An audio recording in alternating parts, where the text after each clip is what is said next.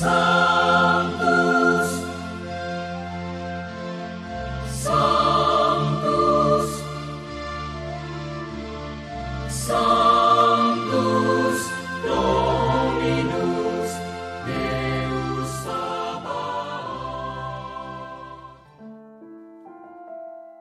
Bapak, Ibu, dan saudara-saudariku yang terkasih dalam Tuhan kita Yesus Kristus, salam jumpa kembali, salam sejahtera untuk kita semua.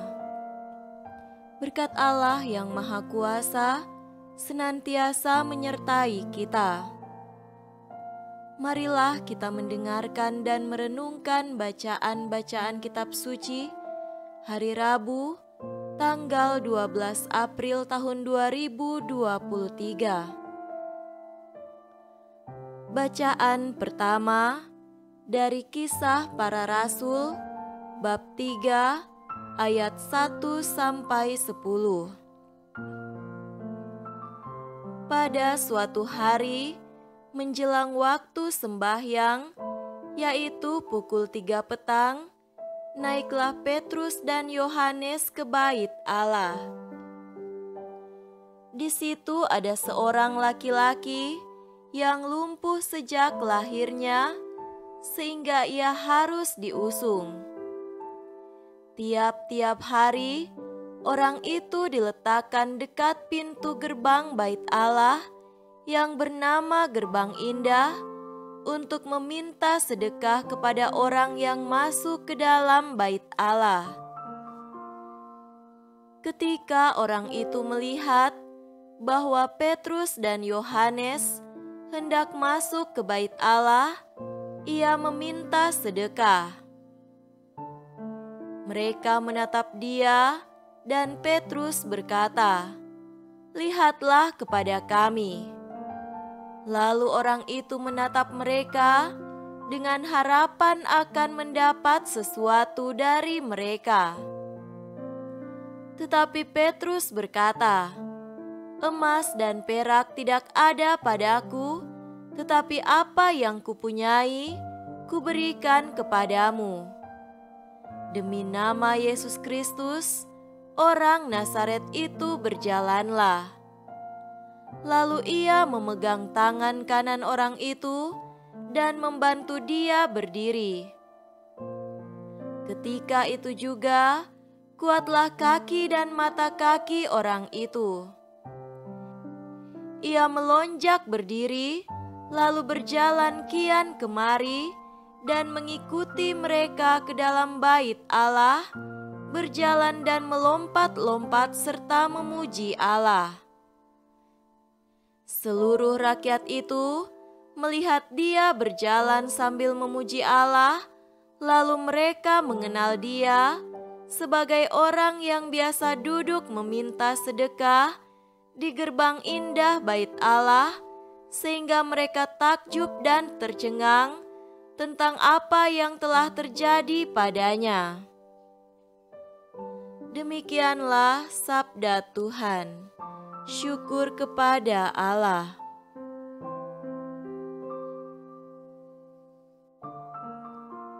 Semoga Tuhan beserta kita sekarang dan selama-lamanya. Inilah Injil suci menurut Lukas. Dimuliakanlah Tuhan. Injil Lukas bab 24 ayat 13 sampai 35. Pada hari itu juga, 2 orang dari murid-murid Yesus pergi ke sebuah kampung bernama Emmaus yang terletak kira-kira 7 mil jauhnya dari Yerusalem, dan mereka bercakap-cakap tentang segala sesuatu yang telah terjadi. Ketika mereka sedang bercakap-cakap dan bertukar pikiran, datanglah Yesus sendiri mendekati mereka, lalu berjalan bersama-sama dengan mereka. Tetapi ada sesuatu yang menghalangi mata mereka, sehingga mereka tidak dapat mengenal Dia. Yesus berkata kepada mereka, "Apakah yang kamu percakapkan sementara kamu berjalan?" Maka berhentilah mereka dengan muka muram. Seorang dari mereka, namanya Kleopas, menjawabnya, "Adakah engkau satu-satunya orang asing di Yerusalem yang tidak tahu apa yang terjadi di situ pada hari-hari belakangan ini?" Katanya kepada mereka, "Apakah itu?" Jawab mereka, "Apa yang terjadi dengan Yesus orang Nazaret? Dia adalah seorang nabi yang berkuasa dalam pekerjaan dan perkataan di hadapan Allah dan di depan seluruh bangsa kami. Tetapi imam-imam kepala dan pemimpin-pemimpin kami telah menyerahkan dia untuk dihukum mati, dan mereka telah menyalibkannya. Padahal kami dahulu mengharapkan bahwa dialah yang datang untuk membebaskan bangsa Israel. Tetapi sementara itu, telah lewat 3 hari sejak semuanya itu terjadi. Tetapi beberapa perempuan dari kalangan kami telah mengejutkan kami. Pagi-pagi buta, mereka telah pergi ke kubur dan tidak menemukan mayatnya. Lalu mereka datang dengan berita bahwa telah kelihatan kepada mereka malaikat-malaikat yang mengatakan bahwa ia hidup. Dan beberapa teman kami telah pergi ke kubur itu dan mendapati bahwa memang benar yang dikatakan perempuan-perempuan itu, tetapi dia tidak mereka lihat. Lalu ia berkata kepada mereka, "Hai kamu orang bodoh, betapa lambannya hatimu, sehingga kamu tidak percaya segala sesuatu yang telah dikatakan para nabi. Bukankah Mesias harus menderita semuanya itu untuk masuk ke dalam kemuliaannya?" Lalu ia menjelaskan kepada mereka apa yang tertulis tentang dia dalam seluruh kitab suci, mulai dari kitab-kitab Musa dan segala kitab nabi-nabi.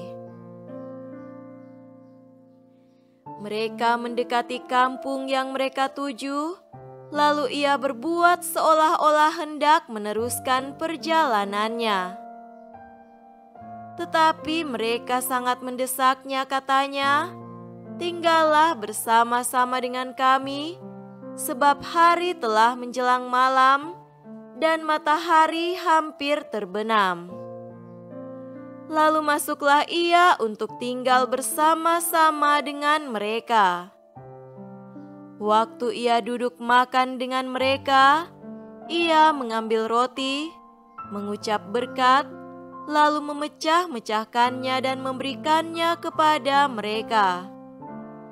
Ketika itu terbukalah mata mereka, dan mereka pun mengenal dia, tetapi ia lenyap dari tengah-tengah mereka. Kata mereka seorang kepada yang lain, "Bukankah hati kita berkobar-kobar ketika ia berbicara dengan kita di tengah jalan, dan ketika ia menerangkan kitab suci kepada kita?" Lalu bangunlah mereka dan terus kembali ke Yerusalem. Di situ mereka mendapati ke-11 murid itu. Mereka sedang berkumpul bersama-sama dengan teman-teman mereka. Kata mereka itu, "Sesungguhnya Tuhan telah bangkit dan telah menampakkan diri kepada Simon."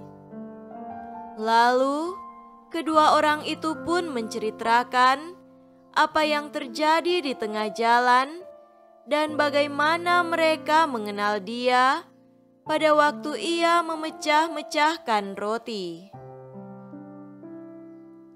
Demikianlah sabda Tuhan. Terpujilah Kristus.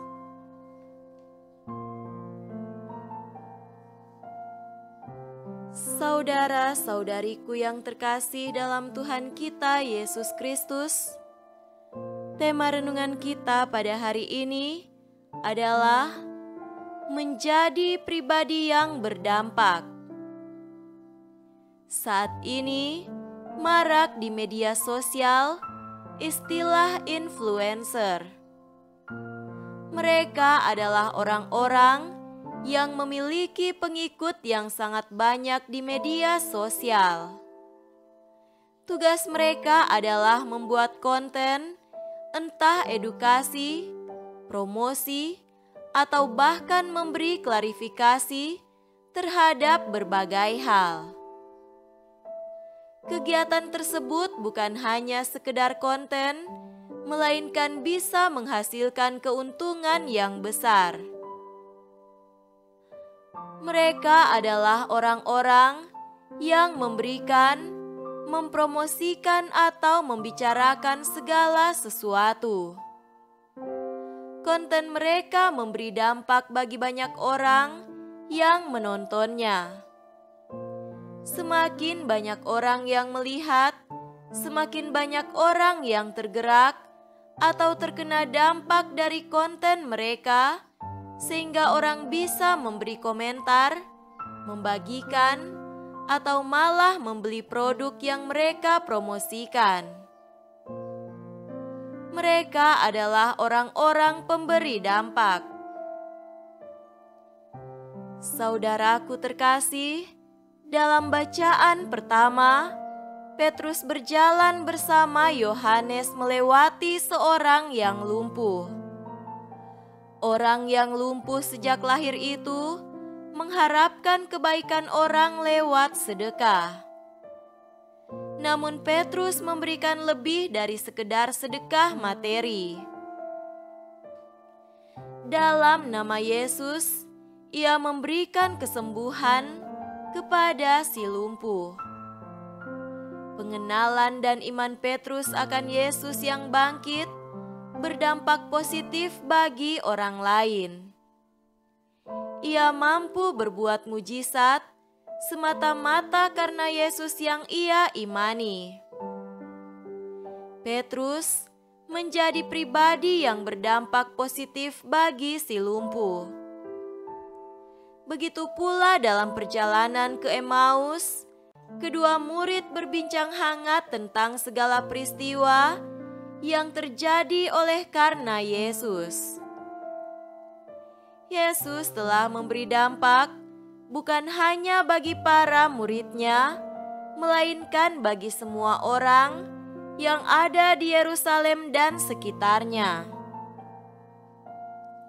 Yesus viral dibicarakan oleh banyak orang, dan ketika Yesus sendiri menghampiri dan bertanya kepada kedua murid itu tentang apa yang dibicarakan, mereka heran dan berujar, "Apakah engkau satu-satunya orang asing di Yerusalem?" Kehadiran Yesus memberi dampak menggemparkan. Tetapi lebih daripada itu, peristiwa sengsara, wafat, dan kebangkitannya berdampak pada keselamatan manusia. Inilah bentuk tertinggi dari kehidupan yang memberi dampak positif. Saudara-saudariku terkasih, mari kita belajar dari peristiwa kebangkitan Yesus ini. Sudahkah kita menjadi pribadi-pribadi yang berdampak positif bagi banyak orang? Adakah perbuatan kita selama ini membawa orang untuk semakin mengalami dan menemukan Tuhan atau malah semakin menjauhkan diri darinya? kita diajak untuk menjadi influencer positif, menjadi pemberi dampak positif bagi orang lain lewat perbuatan dan perkataan kita sehari-hari. Semoga demikian. Amin.